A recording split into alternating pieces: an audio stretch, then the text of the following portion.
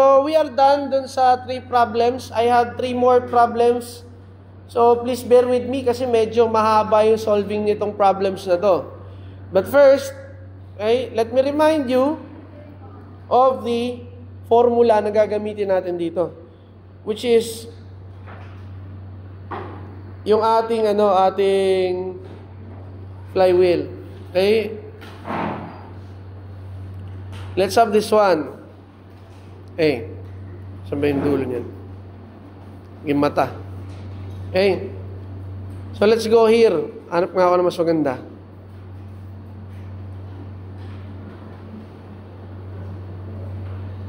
Yan. This is the cone clutch. Okay? This is your cone clutch. Ngayon, itong lilinyahan ko is what you call the face width. Yung contact niya. Ito yung contact. Okay? To the other half, to the driving cone. Now, merong ang given dito at this point, at this point, and this point. If you will draw it, okay? If you will draw it, it will form a triangle. Okay? So, in this point, diba? Kung titignan natin, okay, linawan ng mga mata. This is your inside diameter and then outside diameter. It will come in contact at this point and yung inside diameter, it will come in contact with this point. Okay? So, at this point, ito yung dulo nung inyong, this is the tip of your DO. Okay? So, this is RI kapag, RO kapag hinati natin from the middle. And this is RI, ipahatiin natin in the middle. Okay? Now, this is your cone angle. Let us say this is alpha. And this is your B. B is the face width.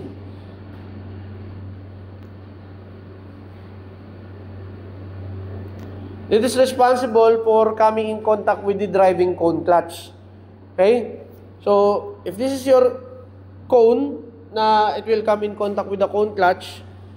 So, siya yung nag-engage and disengage to the driving cone, to the transmission. So, paano natin makukuha yung face width? Okay. Ano ba ang nakikita dyan? Yung face width is in what of your right triangle? That is the hypotenuse. And this part, ano ba yung haba nito? Diba that is RO minus RI? So therefore, hypotenuse. May angle ka dito, hypotenuse, and then the opposite side. So, sine alpha equal to opposite over hypotenuse. Okay? Where your opposite is RO. Okay? RO minus RI. Divide by yung hypotenuse natin is the face width. So, simplifying RO minus RI is equal to B sine alpha. Okay? Rory B sine alpha.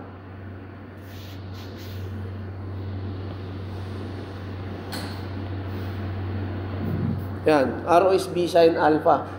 Now, balik tayo dito sa drawing natin. If this is your face width, okay? Drawing ulit tayo. Okay, balik ta rin naman natin ulit. Now, anong tawag sa force na ito? Pag meron kayong inclined plane, you call that force the normal force. Okay? Tama ba? This is the normal force. Paano ba natin nakuha yung normal force? If we have an applied force here, kasi applied force mo within the coil spring, andito yung FA. Okay, FA yan. At yung force mo, normal, is in here. Okay, perpendicular yan, no? This is Fn. How will you get yung Fn if given yung sine angle? Hindi ko na kayo pahihirapan. Okay? So, to recall, statics lang naman yan. The normal force simply is equal to Fa divided by sine alpha. Tama ba? Tama ba tayo? Where Fa is equal to Fn sine alpha. Now, di ba ang torque, recall nyo, torque is equal to Fn Rm. Yan ang torque. But we are talking about cone clutch. Okay? So, this will become Fa Rm sine alpha. Yan yung other formula for cone clutch. Now, to get the power, if using Fn, wala ka ng sine alpha. So, this will become Fn Rm n divided by factor. If using yung Fa Rm n divided by sine alpha factor. Yun lang. Okay? If using Fn, wala nang sine alpha. If using Fa, meron sine alpha. Okay? So, let us go with the problem dedicated for that. So, let us read number 10. An engine developing 50 HP. Okay? Highlight natin. 50 HP. At 1,200 RPM is fitted with a cone clutch built to the flywheel. O, pwede kong pagkabit-kabitin yun sa mga problem. Okay? Pwede yung cone clutch ko, may shafting. Yung power transmitted to the shaft will be used as the power on the cone clutch. Pwedeng lagyan ko ng key, pwedeng lagyan ko ng coupling. So, you have to remember all those processes na tinuro ko sa inyo sa MD1. So, continuing, the cone has a phase angle of 12 degrees and a maximum diameter of 15. The coefficient of friction is 30 and then 13 PSI. Let's get back. Nagbigay sa iyo ng pressure. A pressure on the face width. You determine the face width. Let's get back here.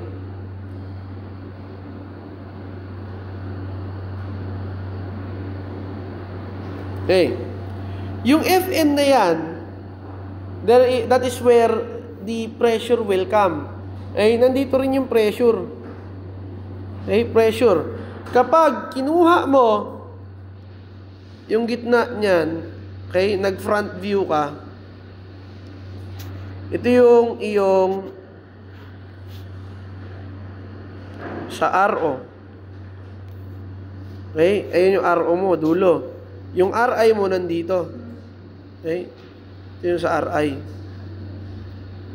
This one. RI. Now, you call this as face width B. Diba? Pag view mo siya na front view, para siyang annular section. If you will cut it there, mangyari is, ano ang tawag dito sa outer boundaries? What do you call the outer boundaries? That is the perimeter, di ba? Pero circle ang perimeter. So, that is circumference.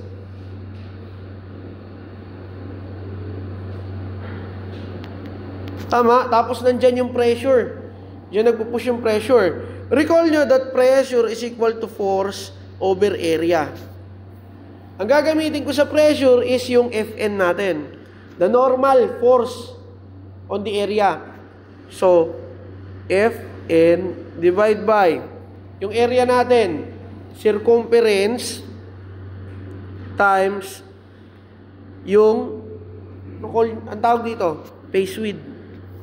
So, pressure, therefore, is equal to Fn divide by yung C, 2 pi R. Kaya lang, dalawa yung R natin, isang RO and RI. So, we will get Rm. Rm is equal to RO plus Ri divide by 2. So, Rm B. Therefore, ang Fn pala is equal to pressure times 2 pi Rm and B. Another formula is derived. Drawing mo lang at madiderive mo yung formula yan. Okay? Going back to the problem, so ang hinahanap dito is the phase width. Let us solve the formula first. For number 10. Okay, number 10. So, power is equal to T, N, over factor. Kunin ko muna si torque. Okay lang? So, reform natin siya. The torque is equal to power times factor divide by N. Kunin mo si torque. T. Power is 50, 1, 2. Okay? 50 HP times the factor.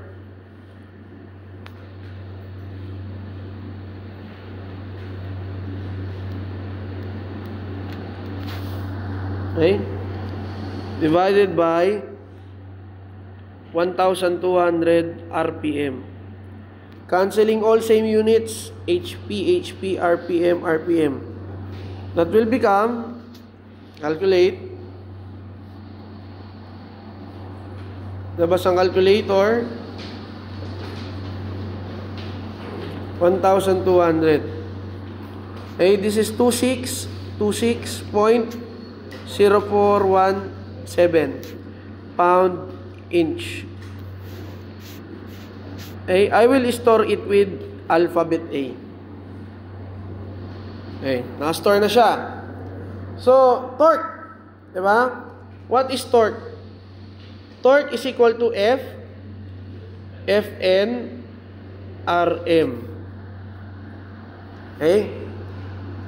So, yung Fn ko, recall natin, Fn is equal to pressure times 2 pi Rm B. O, pasok natin dito. Torque is equal to F. Yung Fn is P times 2 pi. Yung Rm natin may dalawa, Rm squared B. Okay? So, pwede bang yung torque ko, i-divide ko na nung F and 2 pi and P. F, 2 pi, and P. Okay? Simplify muna natin. This is Rm squared. Ano ba yung Rm squared? Ro plus Ri squared times B. Divide by 4. Ba't naging 4? Recall nyo Rm is equal to Ro plus Ri divide by 2. It is square ko lang yung value. So, akit ko yan dito. Cross multiply ulit. 4 torque divide by F 2 pi P equal to Ro plus Ri squared B. Oh. Relax lang. Okay? So, kunin muna natin yung value nitong buo. Okay? So, 4. Recall natin si A. Divide by F is 0.3 if hindi ako nagkaamali. Okay, 0.3 times 13 times 2 pi. So, store naman natin to kay B. 428.6641. Store siya kay B. Okay? O yun, isipin yung unit. Expand ko ito. So, Ro squared plus 2Ro Ri. Binomial theorem. Okay? Plus Ri squared. And then B. Sir, meron pa ba tayong mga formula dyan na hindi natin hindi natin nagagamit? Yes. We have Ro minus Ri equal to B sin alpha. Pwede naman. Diba? So, pwede ba ang gawin ko dyan since may value ko ni Ro in terms of Ri na lang? So, Ri is equal to Ro minus B sine alpha. Okay? Ito kasi palalabasin. Expand natin. So, Ro squared. Ro squared plus 2 Ro. Ri natin is Ro minus B sine alpha. Plus Ro minus B sine alpha squared. And then B, don't forget. Equal to. Pagsama-samahin natin, simplify muna. Ro squared plus 2Ro squared minus 2Ro B sine alpha plus expand to, this will become Ro squared minus 2Ro B sine alpha. Okay, ito yan, no? A minus B squared, di ba? Equal to A squared minus 2AB minus B squared. Oh, para maalala nyo, ha? Hindi kayo nakakaalala eh. Algebra lang yan. Okay? Plus B squared sine squared alpha. Okay? Tapos nasa dulo si B. Simplify natin. Simplify. Tignan nyo yung lahat na may RO na parehas. Itong RO squared, 2RO squared, tsaka RO squared. Okay na yan. So, this will become 1, 2, 1. Bale, 4. RO squared. Meron pang magkaparehas. Okay? Si 2ROB sin alpha, negative 2ROB sin alpha. Magiging negative 4 ROB sin alpha. Tapos yung uli, plus B squared sin squared alpha multiply to B. Okay, simplify ko muna yung loob. 4, ano ba yung RO natin? Anong given natin? This is DO. DO is equal to 15. Therefore, RO is half nung 15, 7.5. Okay? So, 4 times 7.5 squared minus 4 times 7.5. Ano yung sin alpha? Sin 12. That is 0.2079 B plus sin alpha sin sin 12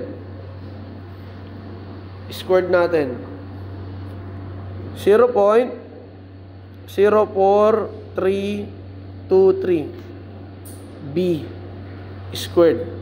Tapos may B ka pa dyan. Distribute mo lahat sa loob yung B. 4 times 7.5 squared. 225 B minus 4 times 7.5 times 0.2079 negative 6.237 B squared plus 0.04323 B squared. Cube na to, cube. Okay, napapansin nyo ba? Cubic equation siya. So, ito yung dulo. 428.6641. I-reform natin. Cubic equation. This will become 0.40323 B cube minus 6.237 B squared plus 225 B minus 428.6641. Papansin nyo para siyang cubic equation. This is AX cube plus BX squared plus CX plus D equal to 0. Saan nyo makikita to? Okay, cubic to. Makikita nyo siya sa, puntahan nyo yung equation mode. equation. Yung tatluhan, ito. Okay? Tatluhan yan. So, number 1, 0.04323. Correct. Negative, 6.237. Input nyo sa calculator nyo. Mode 5. Okay? Yung pangatlo ata. And then, 225 minus 428.6641. So, the answer is, kung makikita nyo dito, naka-imaginary. Ang papansinin ko lang, yung una. Yung unang part, that is the real. Yung sumunod is imaginary. Yung real part. So, it cannot be 83. So, x1 is equal to 83.02. Cannot be. Not accepted. Hindi siya pwede. Si x sub 2, click nyo ulit, 59. 59.23. Cannot be. Greater than pa siya dun sa RO. E yung next one, x sub 3. 2.016. Check. Acceptable value. That is for the phase width. Ano yung sagot? Close naman. I don't know how he does it, but that is the way that I thought about it. Okay? Mahaba lang talaga yung solving. Nakuha sa calculator, tatlong value yan. Okay? Doon tayo sa value na papasok. It should not be greater than RO and less than RI. Okay?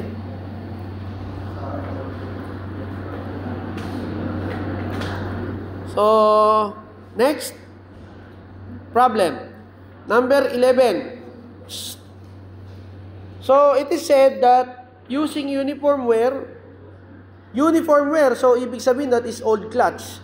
Find the power capacity of a single disc clutch with an outside diameter of 180 and inside diameter of 110. So, diameter pinag-usapan dyan. And then, 110 RPM where F is 0.3. The axial operating force is 900 N.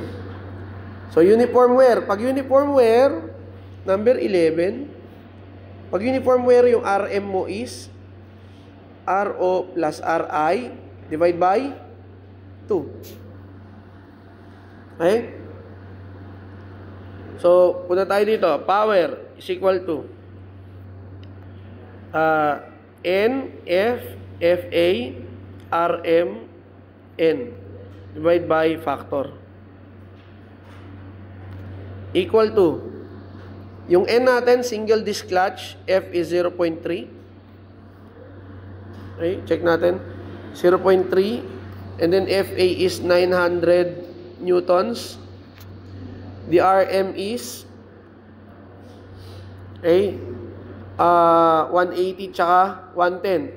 I think that is 55 and 90. 90 plus 55 divide by 2 mm. Yung N is, it is rotating at 110 RPM. Divided by 9549123 Newton millimeter RPM every kilowatts. Okay. Cancel same units. Newton, millimeter, RPM, kilowatt ang natira. So that is 0.3 times 900 times 90 plus 55 divide by 2 times 11 divide by 9549123. That is power 2.2549 kilowatts. Basic. Okay? 2529. Next. Next problem. Okay. 12. You determine the power capacity of uniform wear cone clutch having a major diameter of 280, minor diameter of 210. Length of contact is 120 mm. Okay, that is B. Okay? F is 0.28, tapos the speed of 800 RPM. And then operating force is 600 newtons. Sir, wala tayong alpha. Ay, madali lang yun. Okay?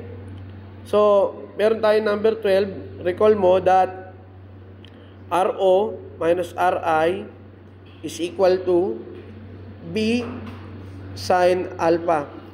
The problem is DO binigay. O, DO minus DI. Di ba minultiply mo lang ng 2 yung RO? Kaya ang gagawin mo, i-multiply mo rin ng 2 ito. 2B sin alpha. So, you want to get sin alpha. Sin alpha is equal to DO minus DI divide by 2B. Basic lang yan. So, sin alpha, yung DO ko is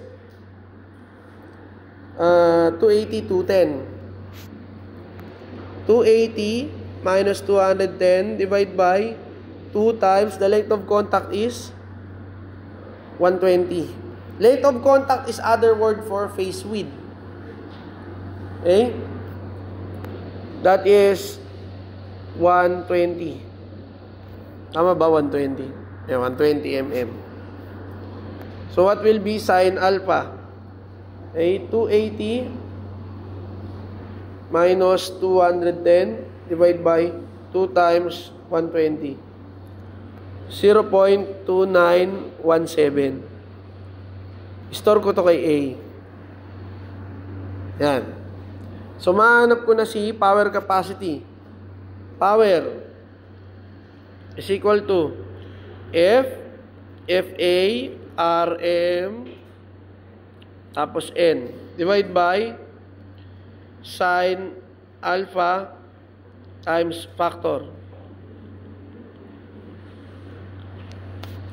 Yan. So, F is 0.28. FA is 600 newtons. 600 newtons.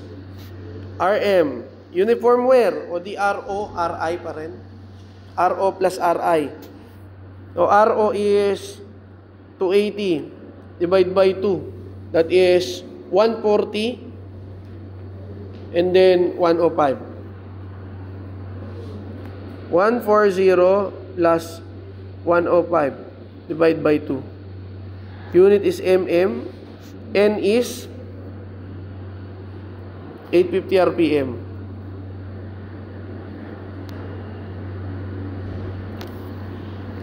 Divided by sin alpha 0.2917 times 9549123 Newton, millimeter, RPM per kilowatt.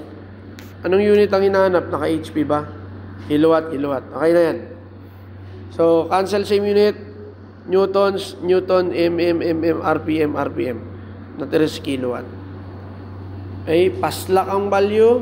0.28 times 600 times 140 plus 105 divide by 2 times 850 divide by, ay, recall natin sa A, times 9549123. The answer is 6.28.